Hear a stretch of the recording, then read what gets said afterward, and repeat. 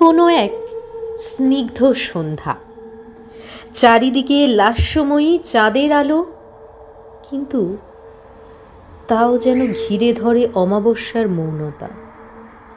মন উথাল পাথাল হয়, স্মৃতিপটে জমানো ব্যর্থ প্রেমের অসহনীয় যন্ত্রণা, প্রেমিকের চুম্বনজাত ক্ষত। অমানিসা দূর হয়, কিন্তু জ্বলে ওঠে অসহনীয় আত্মচিৎকার।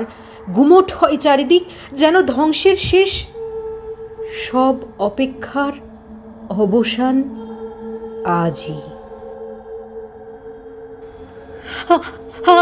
আমি আমি আমি না না না না না না, please please Abram, please don't leave me. Abram Abram, please please আমাকে ছেড়ে যেও না, প্লিজ যেও না। মা মা, ওকে আটকাও মা। আব্রাম, আমি পাগল হয়ে যাবো আব্রাম, প্লিজ যেও না। আমার জীবনের সব ভাবনা ভালোবাসা সবটা তোমাকে ঘিরে, প্লিজ প্লিজ মা।